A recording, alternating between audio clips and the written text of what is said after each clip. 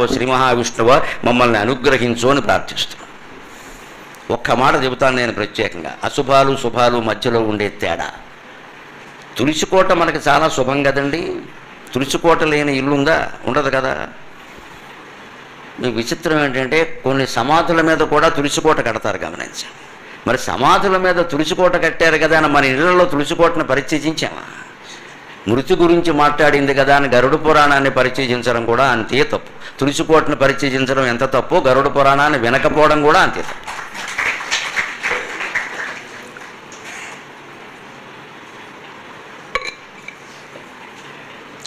శ్రీ మహావిష్ణువు ప్రథమాధ్యాయంలోనే ప్రారంభంలోనే అసలు మనిషి గుర్తించట్లేదయ్యా ఒక్క విషయాన్ని, గరుడా చనిపోయేటప్పుడు ఒక అద్భుతం జరుగుతుందయ్యా, ఎందుకు గుర్తించరో నాకు తెలియట్లా అన్నాడు. ఎవ్వరికీ ఆ ధ్యాస ఉండదండి. ఇంకా ఎవరో రాలేదనో, లేకపోతే ఇంకా పెద్ద డాక్టర్ గారిని పిలిస్తే ఇంకో 2 రోజులు బతికిస్తాడని. ఈ 2 రోజులు బతికి ఈ పెద్ద మనిషి ఏం చేస్తాడో తెలియదు. వీడికి 92 ఏళ్ళు ఉన్నాయి.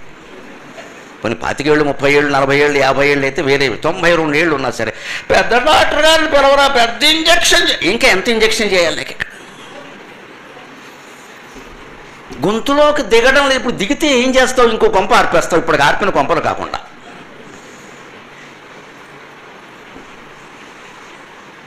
అందుకని మృతికి సిద్ధపడండి.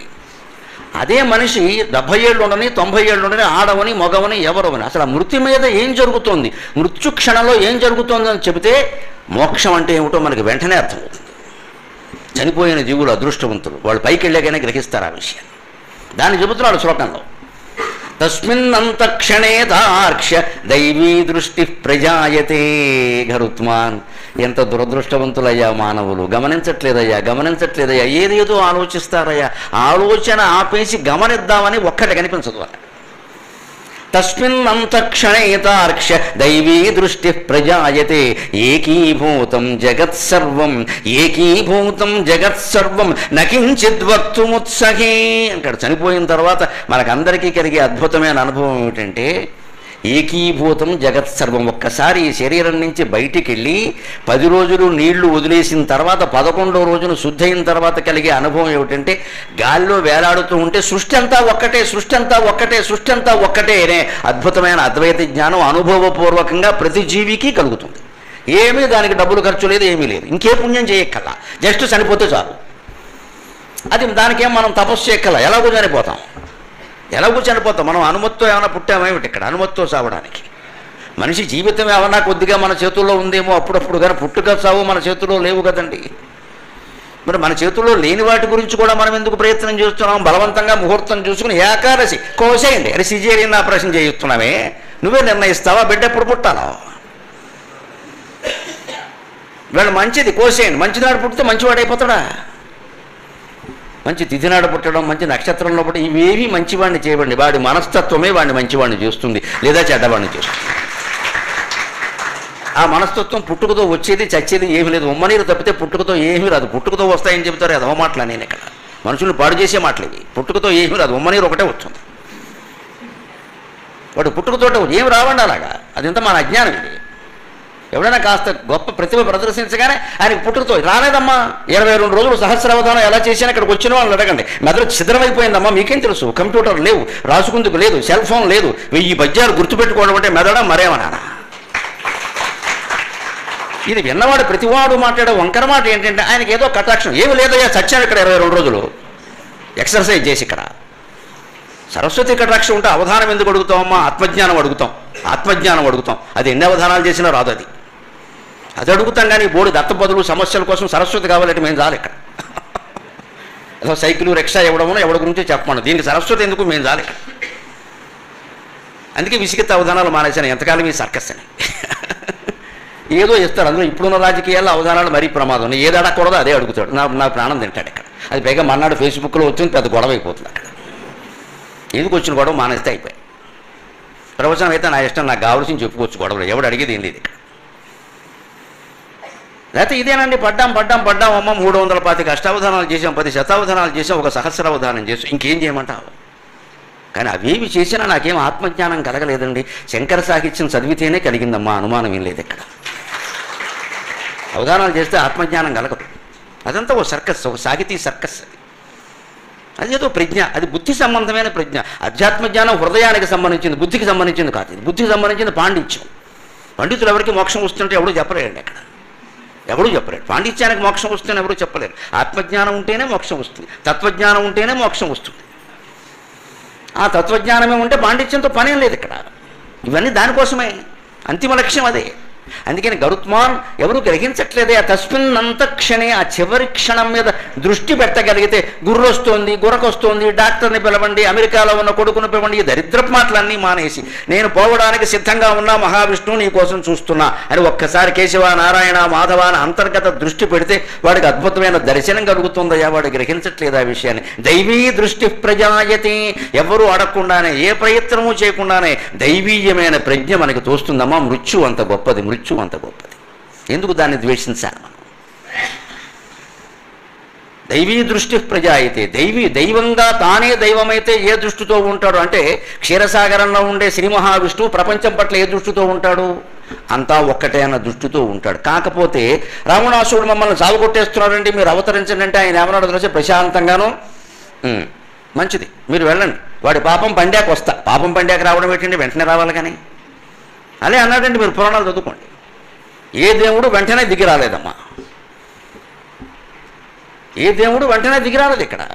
ఎందుకని? వాడి పాపం పండడం అనేది ఒకటి ఉంది అక్కడ. కర్మఫలం వాడిని అనుభవించే అవకాశం రాకుండా మహావిష్ణువు కూడా వాడిని ఏం చేయలేడు. చేయడానికి ఎడితే ఓడిపోతాడు, అనుమానం లేదు అక్కడ. చేయడానికి ఎడితే ఓడిపోతాడు. మధుకైటముల్ని గెలవడానికి 5000 ఏళ్ళు పట్టింది శ్రీ మహావిష్ణువు. మీ మహావిష్ణువు 5000 ఏళ్ళు ఏమిటండి పట్టింది. తీరా గెలుస్తుంటే తలగా ఎగిరిపోయింది. దాన్ని మళ్ళీ అమ్మవారు తెచ్చి పెట్టింది అక్కడ. హయగ్రీవుడు అప్పుడే పుట్టింది, దేవీ భాగవతంలో ఉంటుంది. మహావిష్ణువుకి 2 రాక్షసులను గెలవడానికి ఇంత యాతన అయితే నువ్వేదో చెప్పేస్తున్నావు ఇక్కడ. తేలిగ్గా ఎలా తేలిగ్గా అవుతాయి? వాడిని చంపినా వాడి కర్మఫలమే చంపాలి, వాడిని బతికించినా వాడి కర్మఫలమే బతికించాలి. పైవాళ్ళు చేసేది ఏమీ లేదు ఇక్కడ. ఆ సమయం వచ్చాక ఇప్పుడు చేసే పని ఏంటంటే స్విచ్ ఆన్ చేయడం అంతే. ఎంత విద్యుత్ ప్రవహిస్తున్నా స్విచ్ ఆన్ చేయాలి కదా. కానీ విద్యుత్ అక్కడ లేకుండా నువ్వు స్విచ్ ఆన్ చేసి కూర్చుంటే ఉపయోగం ఉంది అక్కడ. అక్కడ కరెంట్ పెట్టుకోవాలి కదా, పెట్టుకోకుండా స్విచ్ ఆన్ చేయడం అంటే, అక్కడ కరెంట్ అంటూ బిగించి ఏర్పాటు అయ్యాక నువ్వు స్విచ్ ఆన్ చేయాలి. కానీ నేను స్విచ్ ఆన్ చేసినా రాలేదంటే ఎందుకు ఆన్ చేస్తున్నా పిచ్చోడా? అక్కడ కరెంటే లేదు, అది ఉన్నంత మాత్రాన రాదు, నువ్వు స్విచ్ ఆన్ చేయాలి. ఈ స్విచ్ ఆన్ చేయడమేనండి జీవితంలో మనం చేసే పదానికి. ఇంత గొడవ ఎందుకు అసలు? అహంకారం. నేనేదో చేసేసా, ఇంకా నేను చేద్దాం అనుకుంటున్నా. నువ్వు అనుకునే వరకు దేవుడు ఉంచుతాను నేను ఎక్కడ. అనుకోవలసింది ఏమీ లేదు, మనిషి ఆత్మజ్ఞానం పొందడం తప్ప. అది ఎవడో అనుకోవడం ఎవరికి అక్కర్లేదు. అందరూ బాగున్నారండి, మా చిన్నబ్బాయి ఇంకా సెటిల్ అవ్వాలి. నీకు ఎందుకు గొడవ? నీకు 70 ఏళ్ళు ఉన్నాయి. అది చిన్నబ్బాయి పెళ్ళని చూసుకుంటారు, వదిలే ఆ విషయాన్ని. వాడు అప్పుడు సెటిల్ అవుతాడు అనుకో. అప్పుడు సెటిల్ అయ్యాడు కానండి, జీతం ఇంకా రావట్లా. వీడికి ఈచంతా సరిపోతుంది చిన్నబ్బాయి గురించి. చివరికి చిన్నబ్బాయి వాడిని తీసుకెళ్ళి వృద్ధాశ్రమంలో భారత్లో సెటిల్ అవుతాడు. అప్పుడు నేను సెటిల్ అయ్యాను, ఒకళ్ళు సెటిల్ అవ్వాలి. ఎందుకు? వాడి సెటిల్మెంట్ గురించి ఇప్పుడు వాడు ఏమైనా 30 ఏళ్ళు వచ్చాయి, వాడికి పెళ్ళి అయింది, వాడు ఆలోచించుకోవాలి. మనకెందుకంటే వాడిని మనం చేసాం కదా. 70 ఏళ్ళు వచ్చాయి, ఇంకేం చేస్తాం? జీవితాంతం వాడిని పోషిస్తూ కూర్చుంటాం అక్కడ. ఆ చింత వదిలేయాలి. నాకు అదొక్కటే ఉందండి, అదొక్కటే ఎందుకు వదిలేయలేకపోతున్నాం? అది నీ బాధ్యత అని ఎవరు చెప్పారు? పిల్లలు స్థిరపడ్డమనే తల్లిదండ్రుల బాధ్యత కాదండి. ఆశ్చర్యకరమైన మాటలు అనిపిస్తుంది. వాళ్ళు స్థిరపడ్డం మన బాధ్యత ఎలా అవుతుందండి? వాళ్ళని పెంచి పెద్ద చేయడం వరకే తల్లిదండ్రుల బాధ్యత. సెటిల్ అవ్వడం మన బాధ్యత కాదండి. మన ప్రయత్నాలు మనం చేస్తాం, చెప్పవలసిన సలహా చెబుతాం. వాడికి సెటిల్ అయ్యే ఉద్దేశం లేకపోతే ఎప్పటికీ అవడెక్కడ. తండ్రి బాగా సంపాదించేస్తుంటే ఎందుకు సెటిల్ అవుతాడు? దాని గురించి ఎంత మనకి అంటే మనం ఓవరాక్షన్ చేస్తున్నాము. పెళ్లి చేసుకున్నాం, పిల్లల కన్నా వాళ్ళు పెంచాం, పెద్ద చేసాం, వాళ్ళకి 30 ఏళ్ళు వచ్చే పెళ్ళిళ్ళు నీకు వాళ్ళు చూసుకోవాలి. ఈ దృష్టితో ఉన్నవాడు ఏమవుతాడు? 70 రాని 80 రాని ఆ ప్రాణం పోయే స్థితి వస్తే లోపల ఏం జరుగుతుందో గమనించాలి ఆ జీవి. అది చెబుతున్నది విష్ణువు. లోపలికి గమనించు. దైవీ దృష్టి ప్రజాయితి. ఇది ప్రతిరోజు కూడా జరుగుతుందండి, చనిపోక్కర్లేదు దీనికోసం. రమణ మహర్షి చెప్తారు ఆ విషయాన్ని. మనిషి నిద్రపోవడానికి, గాఢ నిద్రలోకి వెళ్ళడానికి ముందు ఒక క్షణం, మళ్ళీ నిద్రలోంచి మెలకువలోకి వచ్చే ముందు ఒక్క క్షణం, ఖచ్చితంగా ఒక చమక్ మన ఒక కాంతి వెలుగుతుంది. దాన్ని కనిపెట్టిన వాడు జీవన్ముక్తుడి కింద లెక్క అన్నాడు రమణ మహర్షి బోధనలో. ప్రతిరోజు, ఎందుకంటే నిద్రని మన వాళ్ళు శాస్త్రంలో నిత్య ప్రళయం అన్నారు. నిద్ర అని మనం అంటాం. వేదాంత శాస్త్రంలో నిద్రని నిత్య ప్రళయం అన్నారు. రోజు నీకు మృత్యువును గుర్తు చేయడమే కోసమే నిద్ర పెట్టాడు దేవుడు. అంతకంటే నువ్వు పక్కన గుర్రెట్టి పడుకోవడానికి కాదు, పక్క వాళ్ళకి నిద్ర పట్టకుండా. నిద్రను ఎందుకు పెట్టాడు దేవుడు అంటే, పోతావు పోతావు ఇలాగే పోతావు, చూసుకో, జాగ్రత్త పడు జాగ్రత్త పడు, 70 వచ్చాయి 80 వచ్చాయి, ఇకనైనా ఊరికే గుర్రెట్టేస్తున్నావు. ఆ గుర్రు పెట్టే బదులు గురువు గారి దగ్గరికి వెళ్ళచ్చు కదా, కాస్త జ్ఞానం పొందొచ్చు కదా. మీరు పొందలేండి. ఇంకా కొన్ని మనకు ఉన్నాయండి బాధ్యతలు. ఇప్పుడు వేదాంతం మంచిదే కానండి, మరి ఉన్నవి నువ్వు తప్పించుకుంటే వెంటనే తప్పుతాయి. నీకు తప్పించుకోవడం ఇష్టం లేదు, సమస్యలేం లేవండి, మనకి ఇష్టం లేదంతే. అందుకని దైవీయ దృష్టి ప్రజాయతి, అనుకోకుండానే దివ్య దృష్టి అంటామే. దైవీయ దృష్టికి ఖచ్చితంగా కలుగుతుంది. అయ్యా రోజు కలుగుతుంది.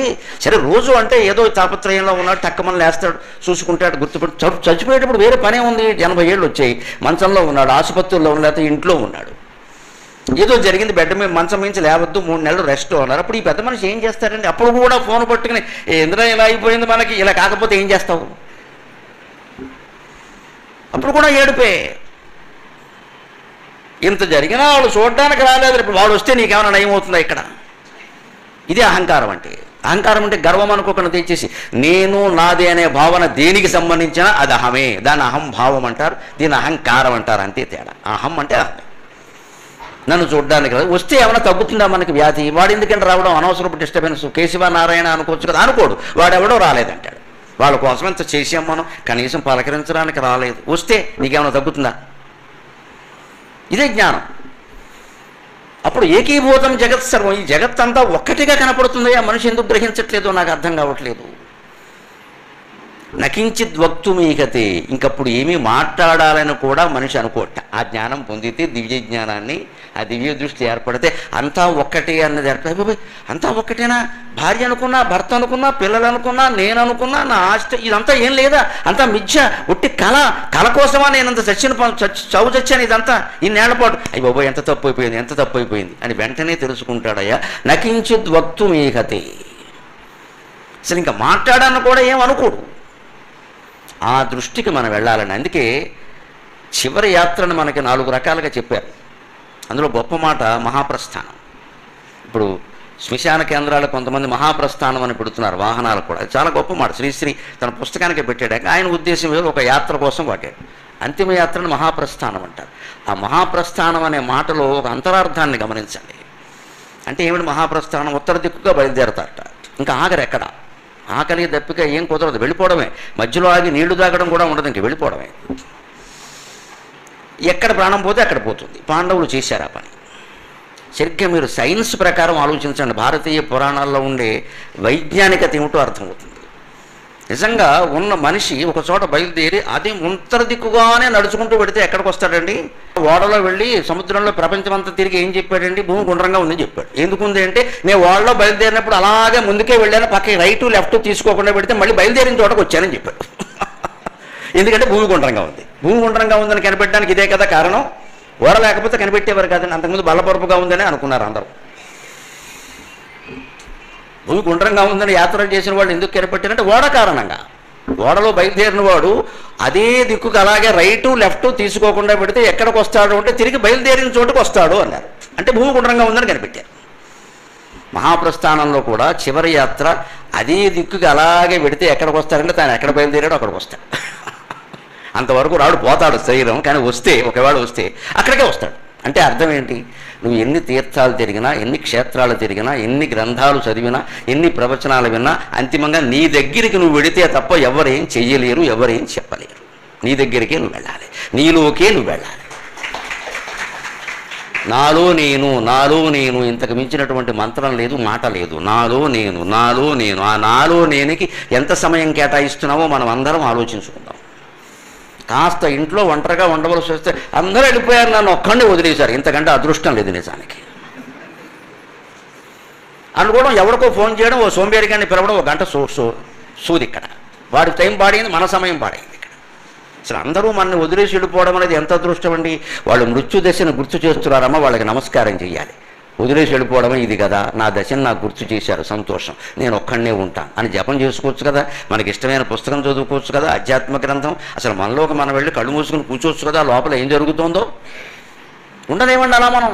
తోసని జబ్బు, ప్రపంచంలో చాలామందికి ఉన్న జబ్బు అంటే తోసని జబ్బు. పట్టుకుని తోసి పారేస్తే అప్పుడు తోస్తుంది ఇక్కడ. తోచకపోవడం ఏంటండి? నీలో నువ్వు ఉంటే తోచకపోవడం ఉండదు. ఇక్కడ నీకు ఎందుకు తోచట్లేదు అంటే ఎవరో నీ పక్కన ఉండాలని చూస్తున్నావు ఎంతసేపు. ఇక్కడ ఎందుకు ఉంటే ఏం చేస్తావో చెప్పు, ఆలోచించు, ఇంకా ముందుకెళ్ళు. ఆలోచన ఎప్పుడు మధ్యలో ఆపేయకూడదు. ఎవరో మన దగ్గర ఉంటే ఏం చేస్తాం? ఆత్మస్తుతి పరనంద, ఆహాహా ఈహి ఆశమ్మ బోషమ్మ ఏమీ లేదు ఇక్కడ. ఖచ్చితంగా ఈ ఇద్దరిని తప్ప అందరినీ తిడతారు ప్రపంచంలో. మన ఇద్దరమే మంచివాళ్ళం, వరంగల్ అంతా చెడిపోయినట్టే లెక్క. ఒకవేళ ఈ ఇద్దరిలో ఒక మనిషి బయటికి వెళ్ళి ఇంకోటి ఎవడన్నా వచ్చాడు, ఈ వెళ్ళిన వాడిని వెంటనే తిడతాడు ఈ కూర్చున్నవాడు. ఇప్పుడు వెళ్ళాడే వాడే మొత్తం పాడు చేశాడు. ఇప్పుడు ఇంతకంటే మనం చేసేది ఏమైనా ఉందా? ఆ మాట వాడి ముందు ఎందుకని లేకపోయి నీకు ధైర్యం లేదు, వాడు ముక్కు మీకు గుద్దేస్తాడేమో అని భయం. నిజానికి ఇద్దరు కూడా మంచివాళ్ళు కాదు. ఒకవేళ మంచివాళ్ళు అయితే అందరూ మంచివాళ్ళు అయి ఉండాలి. కానీ మన అహం ఏం చేస్తుందంటే ఎంతసేపు నేను గొప్పవాడిని, ఎదుటివాడిని కూడా గొప్పవాడు అనకపోతే వాడు మన గొప్పతనం ఒప్పుకోడు కదా. నాకు చిన్నప్పుడు ఒక మిత్రుడు ఉండేవాడు, హనుమంతరావు అని ఉన్నాడు, ఇప్పుడు ఉన్నాడు. వాడు నేను 8వ తరగతి వరకు కలిసి చదువుకున్నాం. తర్వాత ఏదో పాపం వాళ్ళు కొంచెం సాధారణ కుటుంబం, ఇంకా పై చదువులు చదవలేక వాడు మానేశాడు. సరే మాకేదో భగవంతుడు దేవల్ల ఓపుకుంది, మా నాన్నగారు చదివించి. కానీ స్నేహమే కదా.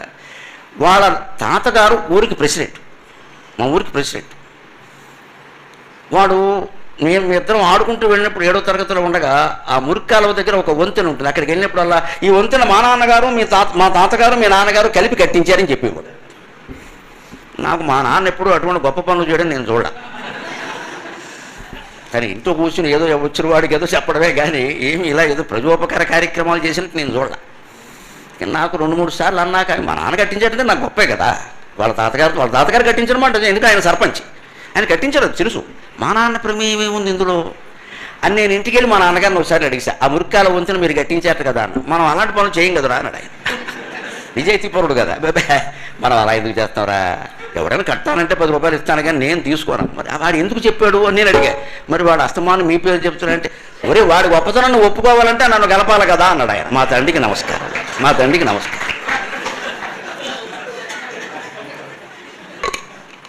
ఓ మనుషులు మన్ని కూడా ఎందుకు కలుపుతారు అంటే వాడి గొప్పతనం మనం ఒప్పుకోవడం కోసం. మా నాన్నగారి పేరు కలపకపోతే వాడి తాతగారి గొప్పతనం నేను ఎందుకు ఒప్పుకుంటా? నువ్వు ఇలాగే చెప్తావులే గొప్పలంట.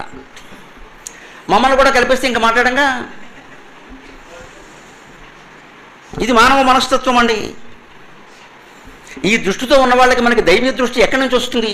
అందుకే మనకి సాధారణంగా చనిపోయేటప్పుడు ఏ స్థితిలో ఉంటామో రామదాసు చెప్పాడు. ముప్పొనక ఆలకింకరులు ముంగిట వచ్చిన వేళ, రోగములు గొప్పురమై కపము కుత్తుకబట్టిన వేళ, బాంధవులు కప్పిన వేళ, నీ స్మరణ కల్గదో నాటికిప్పుడే తప్పక చేతుమీ స్మరణ దశరథి కరుణాపయోనిధి. ఎంత చక్కని మాట, ఎంత చక్కని మాట. యమకింకరులు వచ్చి మా ఇంటి ముందు ఉన్నప్పుడు, రోగములు గొప్పురమై కఫము కుత్తుకబట్టిన వేళ, రకరకాల రోగాలన్నీ కమ్మేసి నోట మాట రాకుండా అంటున్నప్పుడు, రామ అంటే కుదురుతుందా? అమా అనాలి. అదేంటో తెలియదు. అది నీకు కూడా అర్థం కాదయ్యా. నేను నీ మాట అన్నానో ఇంకే మాట, రావణ అన్నానేమో అనుకుంటా కొంపదీసి. ఆ స్థితి వరకు ఎందుకు తెచ్చుకోవాలి? బాంధవులు కప్పిన వేళ అప్పుడే పెద్ద కొడుకు టెలిగ్రామ్లు ఇచ్చేసాడు, అందరిని వచ్చి ఫాదర్ సీరియస్ స్టార్ట్ ఇమీడియట్లీ. అప్పట్లో టెలిగ్రామ్లేక వచ్చేసారు అందరూ.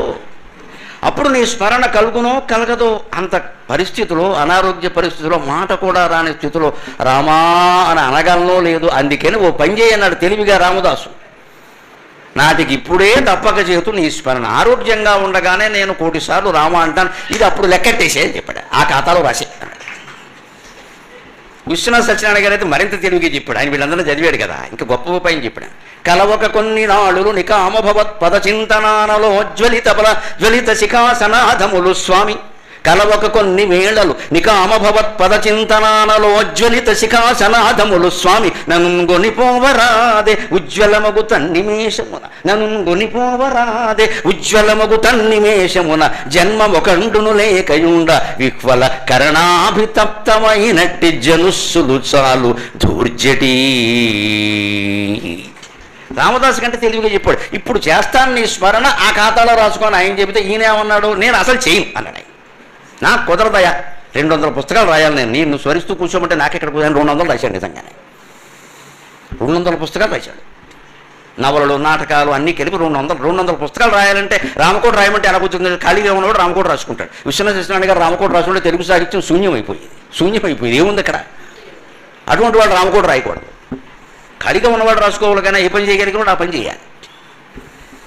అందుకని నేను అవన్నీ చేయమంటే నాకు కుదరదని అన్నాడు. అయినా పడుకునేటప్పుడు మా ఆవిడతో తగాదా వచ్చినప్పుడు ఏదైనా చికాకు వచ్చినప్పుడు రామా అంటాను కదా, అప్పుడు నన్ను తీసుకెళ్ళిపో అన్నాడు. ఇది మహాత్యాగం. కలవక కొన్ని వేళలు నికామభవత్ పదచింతనాలలో అజ్వలిత శిఖాసనాదములు స్వామి. ఎప్పుడో అప్పుడు నీరసంతోనో ఆయాసంతోనో కోపంతోనో పాపంతోనో రామా అంటాను కదా, నమశివాయ అంటాను కదా, అప్పుడు తీసుకెళ్ళిపోమన్నాడు. ఇది మహాత్యాగం అండి. లోకంలో ఆయనకి జ్ఞానపీఠ పురస్కారం వచ్చి అంత గౌరవం పొందుతూ ప్రతి సభలో ఆయన వచ్చారంటే ఆహా ఓహో అనేవాళ్ళు అందరినీ పెట్టుకుని ఆయన మృత్యువుకు సిద్ధంగా ఉన్నాడు. నేను ఎప్పుడో నమశివాయ అంటాను కదా, అప్పుడు తీసుకెళ్ళిపో, నేనేమైనా వద్దనానా అన్నాడు ఆయన. నన్ను గొనిపోవరా అది ఉజ్వలమగుత నిమేషమున ఆ నమశివాయ అనేటప్పుడు నువ్వు తీసుకెళ్ళిపోయే భారం ఆయన మీద పెట్టాడు. నేను ఎత్తి మీద తేలుందంటే నీ చేత్తో తీసేయ. నేను అన్నాం, నాకు అనాలన్న గొడవ ఎక్కడుందయా, నా అంతే ఎందుకు వచ్చింది. ఎప్పుడో ఒకప్పుడు అంటాను కదా, స్నానం చేసే 3 నీళ్ళు ఎత్తి మీద పోదామా శివ అంటా, అళ్ళకి వెళ్ళిపో, స్నానాల గదిలో పడిపోతాం, గొడవ వదిలిపోయి తీసుకెళ్ళిపో. నన్ను గొనిపోవరా అదే ఉజ్వలమగు తన్నిమేషమున జన్మం ఒకండును లేకుండా ఒక్కటే సరితో మళ్ళీ జన్మ పెట్టద్దు. 200 పుస్తకాలు రాయలేను నేను మళ్ళీ. ఎప్పటికే రాసినవి ఎవడో చదువుతాడో తెలియదు, ఏదో రాశాం. ఎందుకని బాధంతో చెబుతున్నాడు. విక్వల కరణాభితప్తమైనట్టి జనుస్సులు చాలు దుర్జటి. ఈ కర్మేంద్రియాల వ్యామోహంలో జ్ఞానేంద్రియాల వ్యామోహంలో తప్తమైపోయామయ్యా. ఇప్పటికే 70 ఏళ్ళు, ఇంకెందుకు ఇది నాకు వద్దు, మళ్ళీ జన్మొద్దు అంచేత నా మీద పెట్టద్దు ఆ భారాన్ని. ఒరే నువ్వు నామస్మరణ చేయరా, రామకోట రాయరా, తీర్థయాత్ర చేయరా, వద్దు, నీ మీదే నేను పడుతున్నా. ఎప్పుడో అప్పుడు రామ అంటాను కదా, లాక్కెళ్ళిపో, ఎవరు నేనేం అడగరు, తీసుకెళ్ళిపో. అలా సిద్ధంగానైనా ఉన్నామా మనం? ఇంకా ఏదో చేయాలనుకుంటానే. ఇది నిజానికి చివరి స్థితిలో ఉండవలసిన పరిస్థితి, మనస్థితి. అప్పుడు రామ అంటాను కదా, లాక్కెళ్ళిపో, ఎవరు నేనేం అడగరు, తీసుకెళ్ళిపో. అలా సిద్ధంగానైనా ఉన్నామా మనం? ఇంకా ఏదో చేయాలనుకుంటానే. ఇది నిజానికి చివరి స్థితిలో ఉండవలసిన పరిస్థితి, మనస్థితి. ఆ మనస్థితి లేకపోతే ఏం జరుగుతుందో భయంకరంగానే చెబుతున్నాడు గరుడ పురాణంలో. పైకి వెళ్ళాక ఈ జీవుణ్ణి యమకింకరులు ఎలాంటి మార్గంలో తీసుకెడతారు, కాస్త గుండెలు చిక్కపట్టుకుని వినండి. బీపీలు షుగర్లో ఉన్నవాళ్ళు మరింత జాగ్రత్తగా ఉండండి. గుండెపోటు ఎప్పటికే 2 సార్లు వచ్చిన వాళ్ళు ఉంటే వెళ్ళి విశ్రాంతి తీసుకోండి. ఇక్కడ మళ్ళీ 3వ సారి వస్తే నాకు వస్తుంది. ఉంటాయి, అలాగే ఉంటాయి, అది ఆ వాతలు అలాగే ఉంటాయి.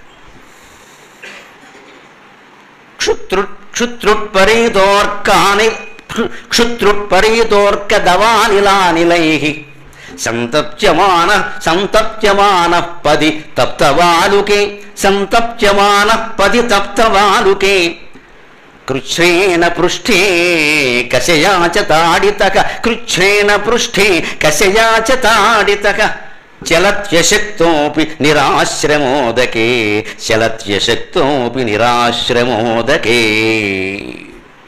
ఎటువంటి భయంకరమైన మార్గంలో పెడతాం మనం చనిపోయిన తర్వాత. ఈలోగే దివ్యజ్ఞానం పొందకపోతే వచ్చే ప్రమాదం ఏమిటంటే ఆ మార్గం ఎలా ఉంటుంది, క్షుత్ భయంకరమైన ఆకలి ఉంటుంది, అన్నం ఎవడు పెట్టాడు, ఇంత మెతుకు కూడా దొరకదు. త్రుట్టు దాహం వేస్తుంటుంది, గొంతు ఎండిపోతూ ఉంటుంది, యమకింకర్లు కొడతారు, చుక్క మంచినీళ్ళు ఇవ్వరు. అక్కడ అన్నదానాలు, చలివేంద్రాలు, సత్రాలు ఉండవు. ఆ మార్గంలో ఎవరు ఉండరు. ఎందుకంటే అక్కడ చలివేంద్రాలు ఏర్పాటు చేసేవాళ్ళు ఎవరు లేరు, వాళ్ళు ఎవరికి ఓట్లు అక్కర్లేదు, ఎవరు చేయరు. అక్కడ ఏ ఉచిత పథకాలు ఉండవు. దేవుడికి మన ఓట్లు అక్కర్లేదు, గరుత్మంతుడికి అసలే అక్కల్లా, విష్ణువుకి అసలే అక్కల్లా, దేవుడికి ముందే అక్కల్లా. ఎందుకంటే అక్కడ ఎన్నికలు ఉండవు, ఎప్పుడూ ఒకడే. అందుకని మన ఆకట్టుకోవాల్సిన అవసరం వారికి ఏం లేదండి, మన కర్మ అనుభవించడమే. క్షుత్రుట్పరీత ఆకలి దప్పికలతో చుట్టబడి ఉంటాడు, అంతేకాదు. అర్క 40 డిగ్రీల ఉష్ణోగ్రతకి మనం ఇక్కడ తట్టుకోలేదు, 140 డిగ్రీలు ఉంటుంది అక్కడ. దానికి తట్టుకోవాలి, ఆ ఎండలో నడిపిస్తాడు. నడవరా వేదావా, చేసిన పాపాలు ఏమవుతాయి? నీకు ఏసీ టికెట్ కొంటామనుకున్నావు పదా. అర్క దావాగ్ని, మండిపోయేటువంటి దావాగ్ని మధ్యలోంచి నడిపిస్తారు. అనిల విపరీతమైన వేడి గాలి, సంతప్యమానగా వీటితోటి తప్పించిపోతూ ఉంటాడు జీవి. పది మార్గంలో పైగా తప్తవాలుకే బాగా ఎండవేడికి వేడెక్కిపోతున్న ఇసుక మీద నడిపిస్తారు. ఇక్కడ నేషనల్ హైవేలు, స్టేట్ హైవేలు ఉండవు, ఇసుక మీద నడిపిస్తారు. వేడి ఇసుక కారిపోతూ ఉంటుంది ఆ ఇసుక, అటువంటి ఇసుక మీద నడిపిస్తారు. పైగా మామూలుగా నడక కాదు, ఇక్కడ కృచ్ఛ్రేణ పృష్ఠే కశయాచ తాడితక. కాస్త నెమ్మదిగా నడుస్తుంటే వెనకాల కొరడాలు పెట్టి కొడతారు, పిల్ల మీద కొడతారు. కదులో ఇంకా బోర్డు దూరం ఉంది, ఎవరు నడుస్తాడు? నీ గురించి మేము నడుస్తున్నాం, అక్కడ మాకు జీతాలు తీసుకున్న కరెక్ట్, మేము పుణ్యాత్మలు అంటున్నారు. మన కోసం వాళ్ళు నడవాలిగా. మీ గురించి మేము అడుగుతున్నాం, కర్మలారా యథోపాపాలన్నీ చేస్తారు, ఇక్కడికి వస్తారు, చచ్చిపోతున్నాం, ఇక్కడ మాకు విముక్తి లేదు అని కొడుతూ ఉంటారు వెనకాల కొరడాలతో. దీనికి సిద్ధంగా ఉన్నామండి, ఉంటే పాపాలు చేద్దామండి. ఎవడాస్తి ఆక్రమించాలో, ఏ బలహీన వర్గాల స్థలాలు ఆక్రమించాలో ఇప్పుడు నిర్ణయించుకుందాం. ఏ వితంతు సొమ్ము లాగేయాలో మనం చేసే పనులు ఇవే కదా. వాటికి శిక్షలు ఇలా ఉంటాయి. ముందు మార్గమే కఠినంగా ఉంటుంది. పతి తప్తవాలుకే కృచ్ఛ్రేణ పృష్ఠే కశయాచతాడితగా చలతి అశక్తోపి. నడవడానికి శక్తి ఉండదు, కింద పడిపోతూ ఉంటాడు, కానీ నడవాలి, తప్పదు. వెనకాల కొడుతున్నారుగా. నిరాశ్రమ ఉదకే, పచ్చి మంచినీళ్లు కూడా పుట్టని చోట, నిరాశ్రమ చెట్టు నీడ కూడా లేని చోటకి నడిపిస్తారు. సిద్ధంగా ఉన్నావా? అప్పుడు ఏడవక తప్పదు. అప్పుడు జీవుడు ఏమంటాడంటే, అజ్జ బాబోయ్, మా ఊళ్ళో మా పక్కనే ఉందండి గుడి, ఒక్కరోజు కూడా వెళ్ళలేదు నేను. అప్పుడు ఎలా ఏడుస్తాడో శంకరాచార్య కరావలంబ స్తోత్రంలో చెబుతారు. లక్ష్మీ నృసింహ కరావలంబ స్తోత్రంలో, బద్ధ్వా గళే యమభటా బహుతర్జయంతక కర్షంతి యత్ర భవపాశశతైర్యుతం మాం. బద్ధ్వా గళే యమభటా బహుతర్జయంతక కర్షంతి యత్ర భవపాశశతైర్యుతం మాం. ఏకాకినం పరవశం చకితం దయాళో, ఏకాకినం పరవశం చకితం దయాళో లక్ష్మీ నృసింహ మమ దేహి కరావలం. హే లక్ష్మీ నృసింహ మమ దేహి కరావలంబం. ఆ జీవుడు ఆర్తి అంతా పట్టుకుని రాశాడు ఆయన కరావలంబ స్తోత్రంలో. 17 శ్లోకాలు ఉంటాయి. మొత్తం జీవితాన్ని వర్ణించాడు. సంసార సంసార సంసార, ప్రతిదీ సంసార అనే మాటతో మొదలవుతుంది. ఈ యథవయాత్ర అంతా ముగించుకుని అక్కడికి వెడితే మనకు దొరికేది బద్ధ్వా గళే యమభట. ఈ పీక పట్టుకుంటారు వాళ్ళు. బహుతర్జయంతగా బెదిరిస్తారు. దీనికి తర్జని అని పేరు, చూపుడు వేలికి బెదిరిస్తారు కాబట్టి ఈ చేత్తోనే బెదిరిస్తాడు. ఇలా బెదిరిస్తే ఎవడో వెండం, చిటికిన వేలితో బెదిరిస్తే పో పక్కకంటాడు, ఇలా బెదిరిస్తాడు. అందుకే దీన్ని తర్జని అంట. ఈ భూలోకంలో ఉండగానే మనం ఈ తర్జనిని ఎవరినో బెదిరించడానికి కాకుండా ఎవరి కన్నీళ్ళు తుడవడానికి ఉపయోగిస్తే అక్కడ బెదిరించడం ఉండదండి. భగవంతుడు చూపుడు వేలు ఇచ్చింది ఎవరినో బెదిరించడానికి కాదు, బాధపడుతున్న వాళ్ళ కన్నీళ్లు తుడవడానికి. మీరు గమనించండి, కన్నీళ్లు కూడా చూపుడు వేలుతోనే తుడుస్తాం, బొట్టన వేలుతోనూ చిటికిన వేలుతో తుడవం. దీన్ని ఎలా ఉపయోగించాలో మనం నేర్చుకోవాలి. ఉన్నది బెదిరించడానిక మాటిమాటికి. ఏం చేసేస్తావు నువ్వు? నీ శక్తి ఎంత, నీ సంపద ఎంత, నీ అధికారం ఎంత, అది అన్నాళ్ళు ఉంటుంది. ఎవరిని ఏం చేస్తావు ఇక్కడ? ఎందుకు ఆ బెదిరింపుడు? కాస్త పదవి వస్తే చాలు, మనకి ఎవరికి ఒళ్ళు తెలియదండి. ఇక్కడ కాస్త 10 రూపాయలు డబ్బులు పెరిగితే చాలు ఎవరికి డొక్కలో పొడుస్తూ ఉంటుందండి. ఎంతమందిని బెదిరిస్తామో. ఇంకా నేను అనుకుంటే వరంగల్ అంతా కొనేస్తా అనుకోవు కదా, అనుకునే వరకు ఉండాలి కదా అక్కడ.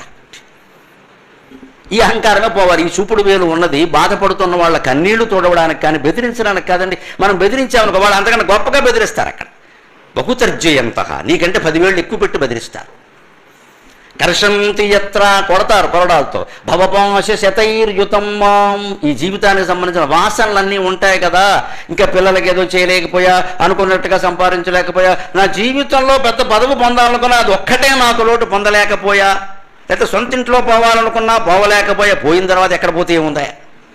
అది సొంత లేతే పరాయి లేతే. ఈ కాంక్షలన్నీ మనుషులకు ఉంటాయే, ఉంటే తీర్చుకోవాలి, లేదు వదిలేయాలి వాటిని. మృతి చెందే కాలం నాటికి ఏ కాంక్ష ఉండకూడదు. ఈ వాసన ఉందంటే పట్టేస్తుంది అక్కడ. భవపాశశతై, ఈ జీవితానికి సంబంధించిన పాశాలు కొన్ని 100 ఉంటాయి. వాటిని తెంచుకోమంటే ఏం చెప్పారు? రాగస్వరూప భాషాఢ్య క్రోధాకారాంకుశోజ్వల అన్నారు లలితా సహస్రంలో. నువ్వు పెంచుకున్న ప్రతి ఇష్టం నీకు పాశ్యమైపోతుందని అర్థం. రాగస్వరూప భాషాఢ్య అంటే అర్థం అది. రాగం అంటే ఇష్టం, ద్వేషం అంటే వ్యతిరేకత. రాగం ఉంటేనే ద్వేషం ఉంటుంది. ద్వేషం వద్దని చెబుతారు చాలామంది, పొరపాటు. రాగం కూడా వద్దు. ద్వేషం ఉండకుండా ఉండాలంటే ఎవరి మీద, ఏ విషయం మీద మనకి ఇష్టం కూడా ఉండకూడదు, వదిలేయాలి. క్రమంగా వయస్సు పెరుగుతున్నప్పుడైనా వదిలేయాలి. 25 ఏళ్ళ వాళ్ళకి, 30 ఏళ్ళ వాళ్ళకి ఇష్టాలు ఉండి 90 ఏళ్ళు వచ్చి ఇష్టం ఏంటంటే నా తలగా ఇంకా జీవితమే కష్టమైపోతుంటాయి. ఇక్కడ ఏం పెడితే అది తినాలి, రామకృష్ణ అనుకుంటూ కూర్చోవాలి, అయిపోయింది అక్కడ. ఏది పెట్టారో అదే ఇష్టం అంటే మళ్ళీ పెడతారు, లేకపోతే అది కూడా పెట్టారు. నాకు ఇది ఇష్టం లేదు అంటే ఓ వండుకో అంటారు, అంతే. ఎందుకు ఈ మానుకోవాలి? అప్పుడు కూడా మానుకోలేకపోతే పైకి వెళ్ళాక ఇవే భవపాశశతైర్యుతం. ఈ జీవితానికి సంబంధించిన రకరకాల బంధాల రూపంలో వ్యాపారాలు, రాజకీయాలు, సంసారాలు, బంధువులు, లేకపోతే ఇంక బాధ్యతలు, బరువులు ఏవో పెంచుకుంటూ ఉంటాం కదా. ఇంకా మనం ఏదో పొందలేకపోయాం, ఇవే వాసనలు. ఈ వాసన పట్టేస్తుంది మనసుకి. ఆ వాసన మనస్సులో ఉంటుంది, శరీరంలో ఉండదు. అది వాసన ఎప్పుడు మనస్సులో ఉంటుంది. అందుకే వాసన రూపంలో కళలు కూడా వస్తాయి మనకి రాత్రి. మన వాసనలే, మన బంధాలే మన కళల రూపంలో వస్తాయి. అంటే మనం పోయినా కూడా మనస్సు ఉంటుంది, శరీరం ఉండదు. కానీ శరీరం ఎక్కడ ఉంటుంది, మనస్సు అక్కడే ఉంది. అందుకని మనస్సులో వాసనలు ఉంటాయి ఖచ్చితంగా. పైగా వాసనలను తీసుకెళ్లేది ఏది? గాలి. మనస్సు అంటే గాలి అనండి, ఆలోచించండి దయచేసి. మనస్సుతో ఏదైనా ఆలోచన చేసేటప్పుడు ప్రయోగం చేయండి. శంకరాచార్య జిడ్డు కృష్ణమూర్తి గారు చెబుతాడు ఆ ప్రయోగం. మనస్సులో ఏదైనా ఆలోచించేటప్పుడు ఆలోచన ఎక్కడొస్తుందో గమనించండి, అది వాయువు అని అర్థమైపోతుంది. జపం చేసినా ఆలోచన చేసినా మనస్సుతో చేసామనుకోండి, పెదవులు కదల్చకుండా, పైకి కూడా అనకుండా, పెదవులు కూడా కదల్చకుండా లోపలే జపం చేసాం. లేదు ఏదో ఆలోచించాం. ఈ ఆలోచిస్తున్నప్పుడు ఏం మాట్లాడకుండా కళ్ళు మూసుకుని ఆలోచన ఎక్కడ సాగుతుందో చూడండి. ఖచ్చితంగా ఈ గొంతు నుంచి ఇక్కడ వరకు ఇలా పైకి కిందికి నడుస్తూ ఉంటుంది. అంటే ఆలోచన వాయువు. ఆలోచన అంటే వాసన. మనస్సుకు మూలం ప్రాణం. అన్నమయ కోసం, ప్రాణమయ కోసం, మనోమయ కోసం. పైది ఎక్కడి నుంచి వస్తుంది? కింద దాని మీద వస్తుంది. కింద దాని మీద వస్తుంది. అందుకని కింద ప్రాణం ఉండబట్టి పైన మనస్సు వచ్చింది. ప్రాణం లేకపోతే మనస్సు ఉండదు. అంచేత ప్రాణాయామం చేస్తే మనస్సు నెమ్మదిస్తుంది. ప్రాణాయామంలో గొప్పతనం ప్రాణ ఆయామం అంటే ప్రాణవాయువుని వెడల్పు చేయడం. ఆయామం అంటే వెడల్పు. ఏదో ఒక 10 సెకండ్లో పీల్చే గాలిని 10 నిమిషాల్లో పీల్చగలిగామనుకోండి యోగాభ్యాసం చేసి, మన ఆయుర్దాయం 10 నిమిషాలు పెరిగిపోయినట్టే. అందుకే నిత్యము ప్రాణాయామం చేసే వ్యక్తులకి ఆయుర్దాయం నిర్ధారించడం కుదరదు. 10 ఏళ్ళు పెరుగుతుంది వాళ్ళ ఆయుర్దాయం. 10 ఏళ్ళు పెరుగుతుంది. ఆయుర్దాయం నిర్ధారింపబడి ఉండదండి. జ్యోతిష్ శాస్త్రంలో అంకెలు చెబుతారు. మనకు అర్థం కావాలి కాబట్టి. ఆయుర్దాయం ఎలా ఉంటుందంటే మనం పీల్చే వాయువు, వదిలే వాయువు, ఉచ్ఛ్వాస నిశ్వాస లెక్క. అవి నిమిషానికి 15 సుమారుగా, గంటకి 900, రోజుకి 21,600 సుమారుగా. అది ఇందులో మనకి బీపీ వచ్చి అన్నావు అనుకో, పోయింది. 1000 ఎక్కువ పీల్చావు, ముందే పోతాం. అందుకే కోపం తెచ్చుకోకుండా చూసుకోవాలి. లేదు నిరాశకులైనా హీ అన్నావు అనుకో, అదో 1000 పోయాయి. నువ్వు పెళ్లి కోసం చెక్కు రాసినా, తద్దినం కోసం చెక్కు రాసినా బ్యాంకు వాళ్ళు కట్ చేస్తారు. పెళ్లి శుభకార్యం అంటే ఆయనకు సంబంధం లేదు, కట్ చేస్తారు. ఉచ్ఛ్వాస నిశ్వాసాలు అంతే. శుభాశుభాలతో బ్యాంకు వాడికి ఏం సంబంధం? నువ్వు చెక్కు రాసావు, కట్ చేశారు. నువ్వు గాలి పీల్చావు, కట్ చేస్తారు. అంటే ఎక్కువ అనవలసిన అవసరం లేకుండా మనమే చూసుకోవాలి. ఆవేశాలు రాకుండా, కోపతాపాలు రాకుండా, నిరాశ నిస్పృహలు లేకుండా ప్రతిదీ తేలిగ్గా తీసుకుంటే మనిషి 80 ఏళ్ళు బతుకుతారని జాతకాలు చెప్పిన వాళ్ళు చెబితే 90 ఏళ్ళు బతుకుతాడు. అనుమానం లేదు. అతను ఈలోపు పెంట తెచ్చిపెట్టుకుని నెత్తి మీద బొట్ట పెట్టుకుంటే 30 ఏళ్ళకి పోతాడు. ఆయుర్దాయం పెరుగుతుంది, తరుగుతుంది అనడంలో పుణ్యం చేస్తే ఆయుర్దాయం పెరుగుతుంది. పుణ్యం అంటే మంచి పని కదా, మంచి పని చేసి ప్రశాంతంగా ఉన్నావు. పాపం చేస్తే ఆయుర్దాయం తరుగుతుంది. ఎందుకు తరుగుతుంది? పాపం చేయడం వల్ల వాడు ఉద్వేగంతో ఉంటాడు. పాపం ఎవడు చేసి తిన్నగా ఉండలేడంటే మనం అనుకుంటాం. వాడు సుఖంగా ఎప్పటికీ ఉండడు. వాడు ఆలోచన వాడికి ఉంది అక్కడ. వాడు చస్తున్నాడు భయపడి. ఎప్పుడు దీన్ని అనుభవించాల్సి వస్తుంది. వాడు సుఖంగా ఎలా ఉంటాడంటే మనకు కనిపిస్తున్నాడు సుఖంగా. వాడు ఉండడు, వాడికి నిద్ర పట్టదు, వాడికి తిండి తినలేడు, వాడు సంసార సౌఖ్యాలు ఏమీ అనుభవించలేడు. పాపాత్ముడు ఎవడు అనుభవించలేడు. అక్రమంగా సంపాదించిన వాడు ఎవడు వేళకి అన్నం తినడు, సుఖంగా నిద్రపోడు. ఈ రెండూ లేనప్పుడు వాడు దేనికని వాడు సంపాదన పని లేక. మనకి ఇంకా సక్రమమే ఎక్కువ, మళ్ళీ అక్రమం దేనికి ఇక్కడ. ఇప్పుడు మనం సుఖంగా ఉంటున్నామా లేదా అన్నారు ఒకటే, రెండే ఉదాహరణ. తిన్న అన్నం 2 గంటల్లో అరిగిపోవాలి, పడుకున్నామంటే 2 నిమిషాల్లో నిద్ర పట్టాలి. ఈ 2 ఉన్నవాడికి నోబెల్ బహుమతి ఖాయం, శాంతి బహుమతి ఖాయం. వాడు శాంతంగా ఉంటాడు. 8ంటికి అన్నం తిన్నామంటే 10ంటికి పడుకునే సమయానికి బ్రేవ్ అని సుఖంగా పడుకోవాలి. మరి ఒక గ్లాస్ పాలు తాగడం, పడుకోవడం అంతే. పడుకున్నాం 10 గంటలకు పడుకున్నాం, 10 గంటల 2 నిమిషాలకి గుర్రే అంతే. అలా ఉండాలి. వాడికంటే అదృష్టవంతుడు లేడు. 100 కోట్లు సంపాదించినా వీడికంటే దురదృష్టవంతుడు. ఇది మనలో ఎంతమందికి ఉంది? ఇంకా ఇలాంటి ప్రవచనాలకు వచ్చి వినేవాళ్ళ కొద్దిగా గొప్ప ఉంటుంది. గరుడ పురాణం వినకూడదురా అని ఆడిచేవాడికి ఇంక 10 ఏళ్ళు ముందే పోతాడు, అనుమానం లేదు. ఇది వింటే 10 ఏళ్ళు ఆయుర్దాయం పెరుగుతుంది, రాసిస్తా. పాపం చేయవు కదా, అందుకని ఆయుర్దాయం పెరుగుతుంది. ఇది విన్నవాడికి ఎందుకు పోతుంది? అవే పాపాలు మళ్ళీ చేస్తూ ఉంటాడు ఇక్కడ. పైగా ఏమంటాడు, అవన్నీ బ్రాహ్మణులు రాసుకున్నారా? బ్రాహ్మణులకు పనేం లేదు అక్కడ. పైగా ఈ పురాణాలు రాసిన వ్యాసుడు బ్రాహ్మణుడు కాదు, బీసీడీ. పల్లి పడుచుకు పుట్టాడు ఆయన. బ్రాహ్మణులు అంటారేంటి? ఆయన బ్రాహ్మణులు కాదు. వాల్మీకి బ్రాహ్మణుడు కాదు, ఎస్టీ. అంటే బ్రాహ్మణులు రాశారని అనవసరంగా అపదృష్టి పాలు చేయవు, రాయలేదు. బ్రాహ్మణులు వీటిని నెత్తి మీద పెట్టుకు తిరుగుతున్నారు అంతే. అందుకు వాళ్ళని గౌరవించాలి. పురాణాలు చెప్పి ప్రవచనాలు చెప్పి నెత్తి మీద పెట్టుకు తిరుగుతున్నారు. రాసిన వాళ్ళు ఏమో ఒకటి బీసీడీ, ఒకటి ఎస్టీ. మాకేం పని పెట్టుకు తిరగడం? మా వాళ్ళు ఏమో రాయలేదు, ఏం చేయమంటాం? అన్నిటికీ బ్రాహ్మణులు తిట్టడమే దొరికారు కాబట్టి. ఎవరు రాసుకోలేదండి, ఉన్న వాస్తవాలు ఇవి. అలాంటి మార్గంలో మనం వెడుతుంటే, అలా యమపట్లు తర్జనం చేస్తుంటే, బెదిరిస్తూ ఉంటే ఎలా బతుకుతామండి? అందుకని దాని నుంచి నన్ను కాపాడు స్వామి. లక్ష్మీ నృసింహమదేహి కరావలంబం.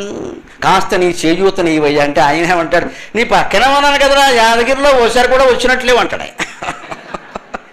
ఇప్పుడు వెళ్ళం మనం. ఒకవేళ వెళ్ళినా కూడా మొక్కుకుని పెడతాం, గొప్ప కోసం పెడతాం, ఏదో చేస్తాం, కానీ నిజంగా జ్ఞానం కోసం వెళ్ళాం. జ్ఞానం కోసం అయితే నువ్వు యాదగిరి వెళ్ళక్కల, నీ ఇంట్లో కూర్చున్నా చాలు, అనుమానం వెళ్ళేది. నీ ఇంట్లో కూర్చున్నా చాలు.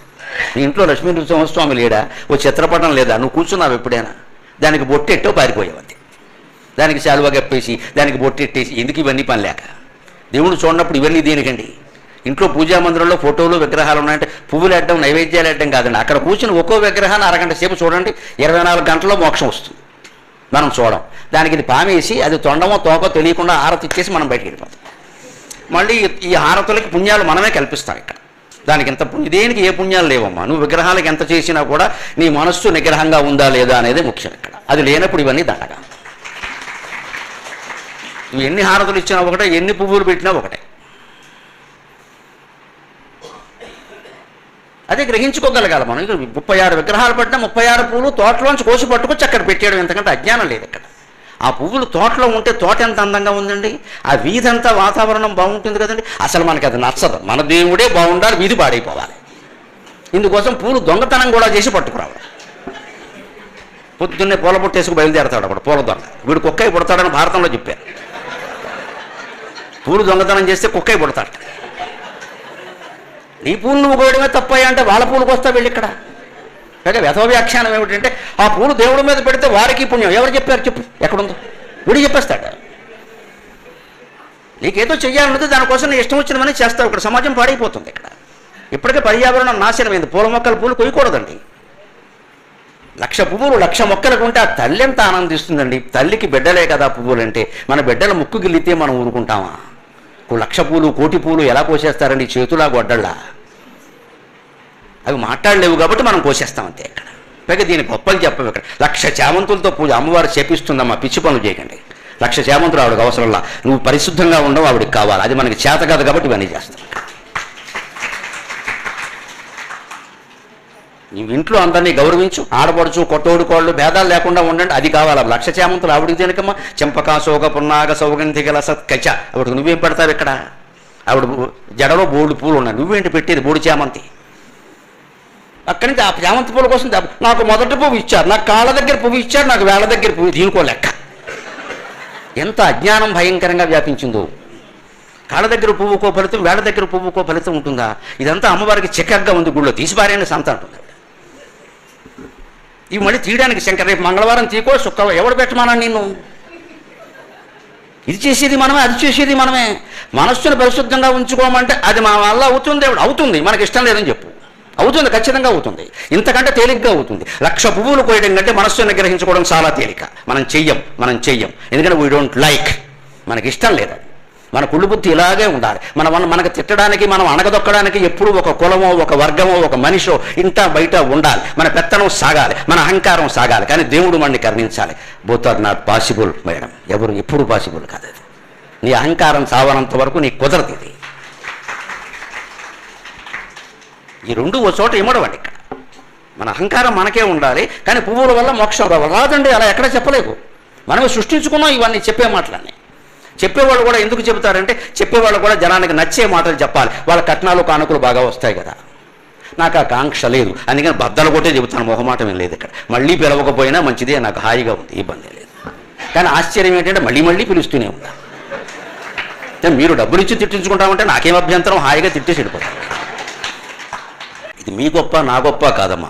సత్యం యొక్క విలువ అటువంటిది. సత్యం నిన్ను వేటాడుతుంది ఖచ్చితంగా. ఎప్పటికైనా సత్యానికి సమాజం తల వంచవలసిందే. సమాజానికి సత్యం తల వంచదు ఖచ్చితంగా. సత్యమే మిగులుతుంది. చెప్పే మాట సత్యమైనప్పుడు ఎవడేమనుకుంటాడని ఆలోచించాల్సిన అవసరమే లేదు. వినేవాడు వింటాడు, చేసేవాడు చేస్తాడు, లేనివాడు లేదు. తీసిపారేయవన్నీ. మనం చెప్పింది సత్యమా కాదా? వినకున్నాను భూతకితంబు కోరి ఉచ్చరించుడు మాటకు ఈశ్వరుడైన మెచ్చును కదా అంటాడు ఆముక్తమాల్యదుడు మాలదాసాయి. ఎవడు వినకపోయినా సరే సర్వభూతహితాన్ని కోరు నువ్వు చెప్పేటువంటి మాటకి ఈశ్వరుడు మెచ్చుకుంటాడా అన్నాడు. ఈశ్వరుడు మెచ్చుకోబట్టే పద్మశ్రీ వచ్చిందమ్మా. మనం కష్టపడితే రాలేదు. మనం కష్టపడితే వస్తుందా? మనం కాకపడితే వస్తుందా? కష్టపడితే వస్తుందా? ఈశ్వరుడు మెచ్చుకోబట్టే వచ్చింది. లేదా ఢిల్లీ వాళ్ళకి నేనేం చెబుతున్నానో ఏం తెలుసు. అక్కడ మోడీ గారు ఆ రోజు పలకరించడానికి వచ్చి నేను గరికపాటి నరసింహారావు ఫ్రమ్ ఏపీ అంటే ముజే మాలూమ్ ఆప్ రాష్ట్రకి భక్తి భగవాన్కి భక్తి మిల్కర్ బోల్తారు. నీ దాకా ఎలా వచ్చిందయ్యా ఈ వ్యవహారం అనుకున్నాను. రాష్ట్రకి భక్తి భగవాన్కి భక్తి మిల్కర్ బోల్తే మీరు దేశభక్తిని దైవభక్తిని కలిపి చెబుతున్నారు, నాకు తెలిసిందే అనడానికి. అంతే అమ్మవారు చెప్పుకుంటారు. మరి నేను చెప్పానా? అది భగవంతుడు స్పష్టంగా చెప్పాడు భాగవతంలో. నా గురించి ఎవడైనా 10 మందిలో మాట్లాడితే వాడి గురించి నేను దేవలోకంలో మాట్లాడుతా అన్నాడమ్మా. శ్రీకృష్ణుడు చెబుతాడు భాగవతంలో. మన ధర్మం మనం చెయ్యాలి, మనం చెప్పేది మనం చెప్పాలి, మనం చేసేది మనం నిష్కర్షగా చేయాలి, ఫలితాన్ని భగవంతుడు కుదిరేయాలి. అదే భగవద్గీత. ఆ ధైర్యం ఉండాలి మనిషికి. అప్పుడు యమబాధలు ఉండవండి ఖచ్చితంగా. ఆ స్థితి దాటాక వీడు ఇలాగే ఉంటే ఇంకా విచిత్రం ఏంటంటే, ఇంతసార్లు కొరడా పెట్టి కొట్టినా సరే, దెబ్బలు తిన్నా సరే, ఎర్రటి ఇసుకలో నడిపించినా సరే ప్రాణం పోదండి. ఇదో పెద్ద కర్మ. ఇక్కడ రోడ్డు మీద బండేసి కడితే ఇంటికి కుర్రాడు తిరిగి వస్తాడం లేదు. అంత తేలిగ్గా పోతాయి భారతదేశంలో ప్రాణాలు, అంత తేలిగ్గా. కానీ యమలోకంలో పరిస్థితి ఏంటంటే ఏం చేసినా ప్రాణం పోతాం. ఎందుకంటే ఇవన్నీ అనుభవించాలి కదా. ప్రాణం తీయడు, అన్ని బాధలు పెడతాడు. అప్పుడు తీసుకెళ్ళి మరో పెద్ద దృశ్యాన్ని చూపిస్తాడు. పతితాస్తత్ ప్రవాహేచ ఏవైతు బహుపాపినః.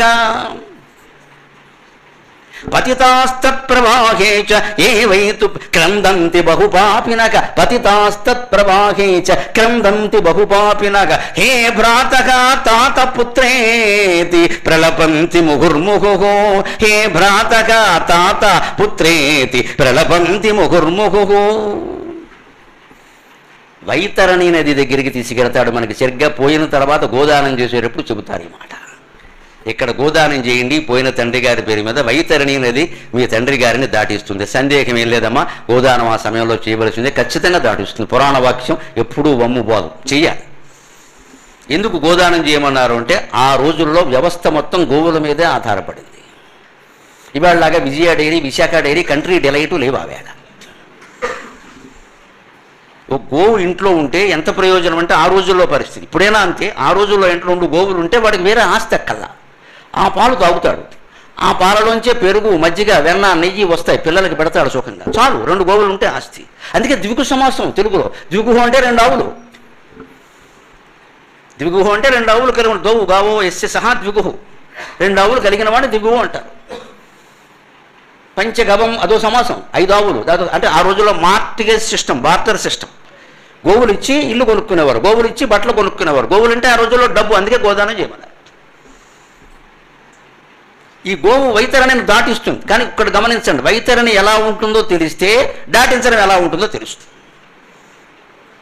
చీము, రక్తం, గోళ్ళు, వెంట్రుకలు, వీటితో కూడిన భయంకరమైన నది. కొన్ని కోట్ల మంది జీవులు చీము, రక్తం, వెంట్రుకలు, గోళ్ళు ఇవన్నీ నిండిపోయి ఉంటాయి. దాంట్లో దాటాలి. గోదానం చేస్తే ప్రయోజనం ఏమిటంటే దాటడం తప్పదు, అక్కడికి వెళ్ళాక శిక్షలు తప్పవు, అవేవి గోవు తప్పించదు. కానీ కాస్త దాటడానికో నావ దొరికినట్టు.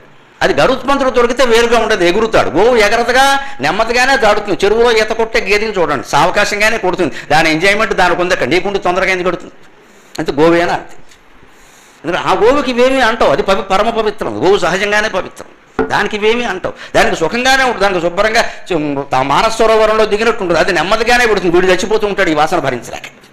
కానీ దాటించడానికి ఒకటి దొరికింది కదా, అంతే. అందుకోసం చెయ్యి, ఆ మాత్రమైనా చెయ్యాలి కదా పోయిన వాళ్ళ కోసం. ఆ ప్రవాహంలో పడినప్పుడు కూడా జీవుడు మాయ ఎలా ఉంటుందో చెబుతున్నాయండి గరుడ పురాణంలో. అందుకు వినాలి మన మనస్తత్వం. ఈ వాసన ఎంత దారుణమైందంటే పతితాస్తత్ ప్రవాహేచ క్రందంతి బహుపాపినగా. రకరకాల పాపాలు చేసేవాళ్ళందరూ అందులో పడిన వాళ్ళు అప్పుడు అరుస్తూ ఉంటారట. ఏమరుస్తారట? హే భ్రాతక తాత పుత్రేతి ముహుర్ప్రలపంతి ముహుర్ముహు. అయ్యో తమ్ముడా నన్ను రక్షించరా, అన్నయ్య నన్ను రక్షించరా, భర్తగా నేను ఎంతో సేవ చేశాను, నన్ను రక్షించవేమయ్యా, చచ్చిపోతున్నాను ఈ వైతరణి నదిలో అని. ఏమమ్మా నువ్వు మహాపతివ్రత కదా, నిత్యం తులసికోటకి దండం పెట్టావు, నీ పుణ్యమేనా నన్ను కాపాడటం లేదే అని మొగుడు ఏడుస్తాట. హే భ్రాతగా తాత పుత్రేతి, తండ్రి అని ఒకడు, కొడుక అని ఒకడు, భార్య అని ఒకడు, అప్పుడు ఏడుస్తాట. కానీ ఒక్కడు కూడా కేశవ, నారాయణ, మాధవ అని ఏడవడండి. వాసన అంత ప్రమాదకరమైంది. అప్పుడు కూడా విష్ణునామ సంకీర్తన చేద్దామనిపించదండి. అప్పుడు రక్షించేవాడు విష్ణువా, వీధిలో మనిషా? వీడి అజ్ఞానం, వీడి వాసన వల్ల ఏమనుకుంటాడు, మా అబ్బాయికి బోర్డు ఆస్తి ఇచ్చాను, వాడు వస్తాడు, ఆస్తి ఉండబట్టే వాడు ఇంకా వైతరణికి రాల, తర్వాత వస్తాడు ఆర్పేశాక. అప్పటికి నువ్వు ఉండవు ఇక్కడ. కర్మానుగో గచ్చతి జీవ ఏకః భారతంలో చెప్పిన మాటే. ఈ లోకంలో మనం పొందినటువంటి సౌఖ్యాలు భోగాలు ఏమీ ఉండవు. ఆరోగ్యాలు అనారోగ్యాలు ఐశ్వర్యాలు దారిద్ర్యాలు అందాలు వికారాలు సమస్తం ఇక్కడ వదిలిపోవలసిందే. కూడా వచ్చేది ఏమిటంటే కర్మానుగో గచ్చతి జీవ ఏకః. తాను చేసిన పుణ్యపాప కర్మల ఫలాలు మనస్సులో వాసన రూపంలో ఉంటాయి. ఈ వాసనతో మాత్రమే జీవి పైకెడతాడు. అది ఒక్కటే అనుసరిస్తుంది. అది వాడిని తినేస్తూ ఉంటుంది. ఏం చేసేవో చూసుకో, ఏం చేసేవో చూసుకో. వాడు ఆస్తులు ఆపుకునేటప్పుడు ఇవేం గుర్తు రాలేదే, వాడేదో బలహీనుడైన మనిషి కదా అని ఇంటికి పిలిపించి గుండు గీయించి అవమానించేవే, గోళ్ళు చెక్కేసి అవమానించేవే, జుట్టు పీకేసి అవమానించేవే, మీసాలు సగం కత్తిరించి అవమానించేవే, ముక్కు చెక్కేసేవే, రకరకాల హింసలు పెట్టేవే, ఇవన్నీ నిన్ను పెడుతుంటే నీకు తెలియట్లా అని ఇక్కడ మనం ఏం పెట్టామో అవన్నీ అక్కడ పెడతాడు. అందుకే గరుడ పురాణం అంటే యావత్తు సమాజం బాగుంటుంది, అనుమానం వెళ్ళ. అన్ని కోట్లు ఎలా వస్తాయి పాపం చేయకపోతే? వాళ్ళని అనుకుంటున్నాం మనం. అందరూ కోటీశ్వరులేనని స్పష్టంగా ప్రకటిస్తున్నారు కూడా నామినేషన్లలో. అంటే ఎవరికి చెప్పాలి? సామాన్య జనానికి చెప్పే ఉపయోగం అంటే పాలకులకే చెప్పాలి. భగవంతుడు నాకు అవకాశం ఇస్తే పరమధైర్యంగా చెబుతాను, ఉభయ శాసనసభలో చెబుతాను, అనుమానం వెళ్ళ. ఆంధ్రాలోనే చెప్పాలి, తెలంగాణలో చెప్పాలి. కొంత పాపం తగ్గినా మంచిదే. ఆ పుణ్యం నన్ను రక్షిస్తుంది, నా బిడ్డల్ని రక్షిస్తుంది, నాకేం అనుమానం. లోకం బాగుపడాలనే ఆశ తప్పితే ఇంకేమీ లేదు మనకి ఇక్కడ. అదేదో మనకు వాక్కు ఇచ్చారు, నలుగురు పిలుస్తున్నారు, చెబుతున్నాం అంతే. అయితే అమెరికాలో ఉంటారు, వాళ్ళకి ఏం పని ఇక్కడ ఇవన్నీ చేయించడం. ఇక్కడ వాళ్ళు చెల్లెల్ని పిలిపించి చేయించి ఆవిడంత శ్రమపడి ప్రశాంతగా 10 సార్లు ఫోన్ చేసి మాట్లాడారు. ఒక తాపత్రయం ఏదో బాగుపడతారు జనం, కాస్త చెప్తే 4 మాటలు.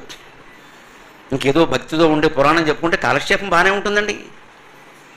ఇది మనిషిలో మార్పును తీసుకొచ్చేటువంటి పురాణం. ఇది ఒక విప్లవాత్మకమైన పురాణం. నిజం చెప్పాలంటే 18 పురాణాలు నెంబర్ 1 విప్లవాత్మక పురాణం ఏదంటే గరుడ పురాణమే.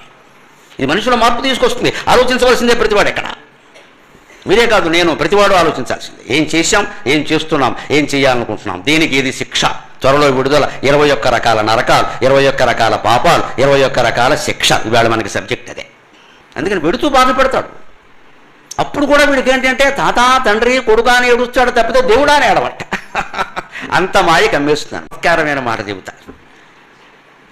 ఆ వైతరిని దాటాక యమధర్మరాజు దగ్గరికి తీసుకెళ్ళేటప్పుడు అండి వీళ్ళకి ఫుల్ సెక్యూరిటీ ఉంటుందండి.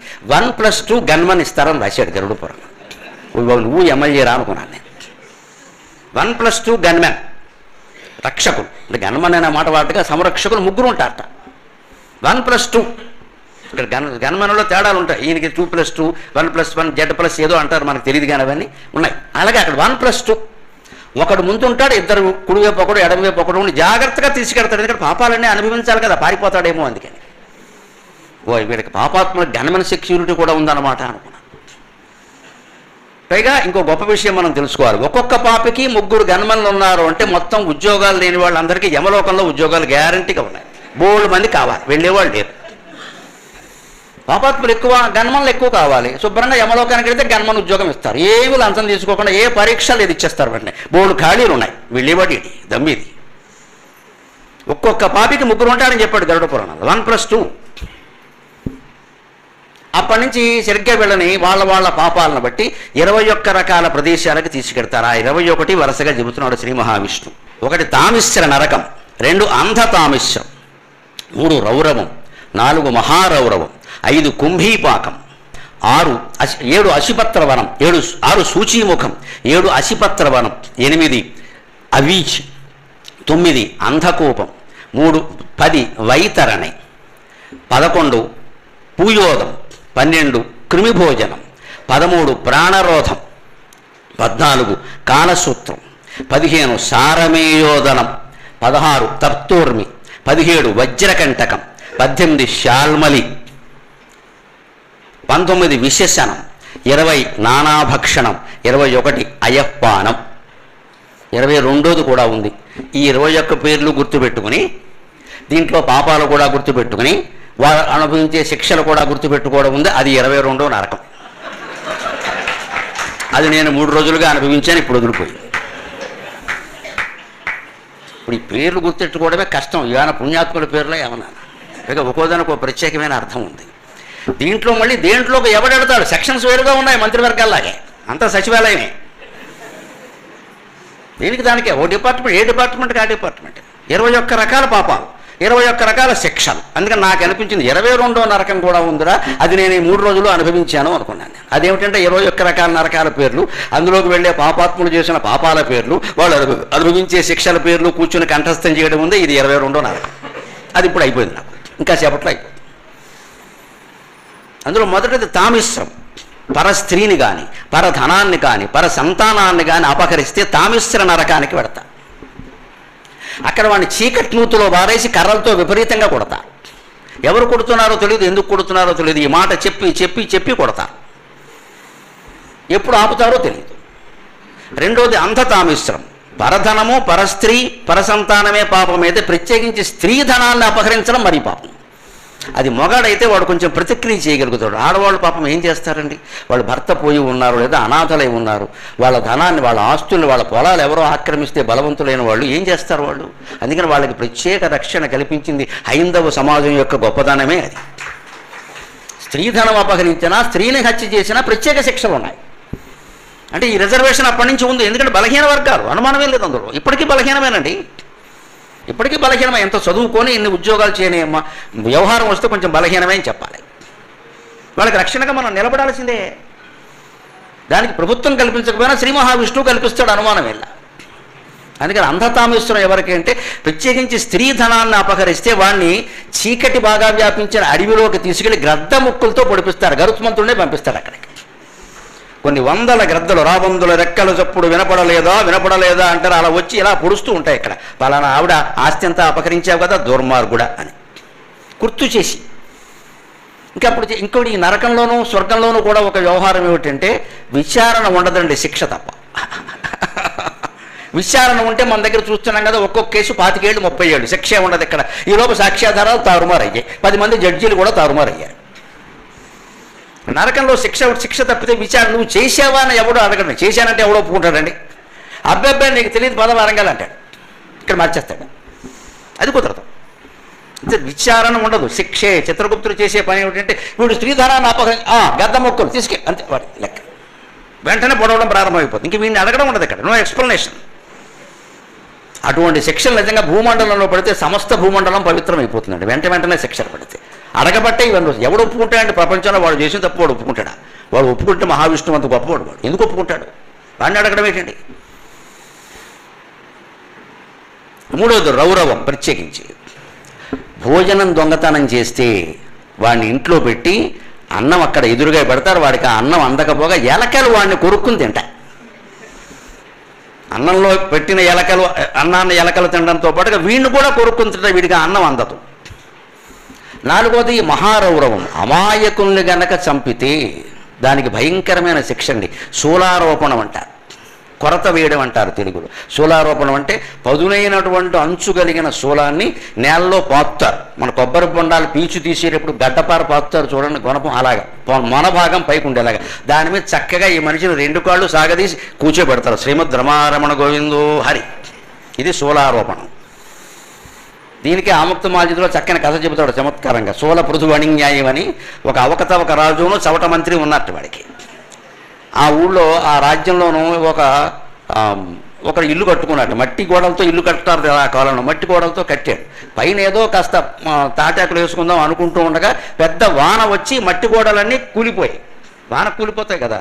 కూలిపోగానే ఆయన ఏం చేయాలో తెలియక ప్రభుత్వాన్ని అడిగాడు, రాజుగారిని అడిగాడు. ఏమన్నా కాస్త డబ్బులు ఇస్తాడేమో, డబుల్ బెడ్రూమ్ లాగా ఏదైనా ఇస్తాడేమో అని చెప్పాను. గోడలన్నీ కూలిపోయి ఇల్లు కూలిపోయింది. ఈ రాజుకి ఇవ్వడానికి ప్రధానం, నీ గోడలు కూల్చింది ఎవరు అన్నట్టు. ఎవరు కూల్చారు? వాన కూల్చింది, కూలిపోయింది. ఎవరి మీద చెప్పాలో తెలియక వీడు ఏమన్నా చెప్పకపోతే, ఎవడో ఒకటి పేరు చెప్పకపోతే నన్ను వానదేవుడు కూల్చాడు అన్నట్టు. అయితే వెంటనే రాజు అన్నట్టు, మంత్రి ఎవరికి శిక్ష వేయమంటారు? వీడు అవకతవక రాజు అయితే వాడు చవట మంత్రి కదా, మబ్బుకి శిక్ష వేద్దాం అన్నట్టు.